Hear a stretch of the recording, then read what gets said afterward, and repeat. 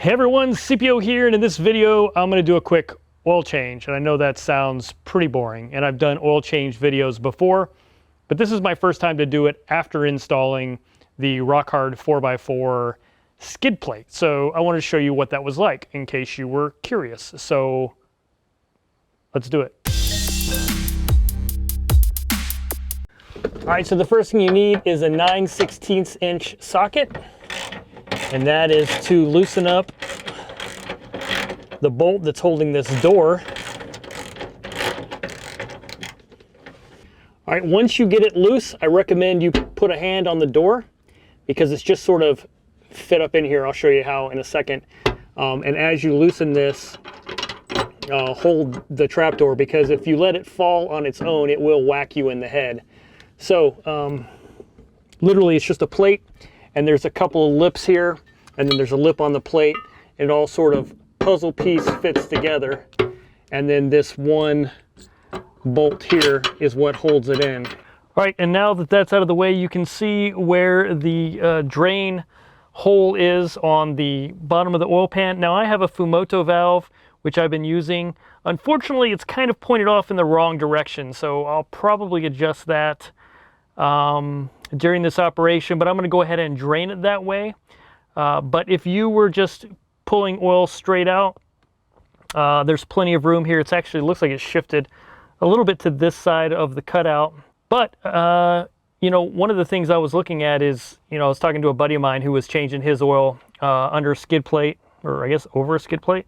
And he said the oil, when it first comes out, it comes out really fast and squirts long ways away and hits the skid plate. And then in the end, when it slows down, it drips down and hits the skid plate because his hole is a little bit tinier on the skid plate cutout here. So in this case, it looks like it's large enough that it can have some velocity to really sort of, come out in a nice big arc when it first starts to eject the oil. And then as it slows down and starts to drip, it looks like it will still clear. So that's encouraging. But I'm going to use the Fumoto valve, and I'm going to knock this out the way I normally do it. And like I said, now that I've got the skid plate on, I'll probably rotate that valve around to point in a more convenient direction.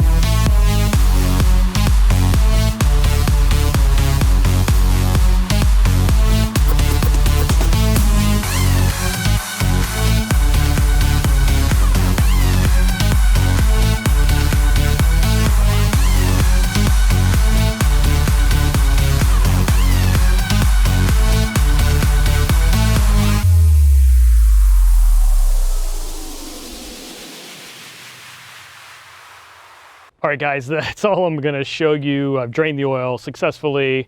If you want to see the whole Fumoto valve oil drain process, including some tips about changing the oil filter, feel free to check out this video. I think it's going to be up here. No, it's up here. I don't remember. Anyway, check out that video. And yeah, no, it's over here for sure. Check it out. Thanks for watching. I'll catch you on the next one.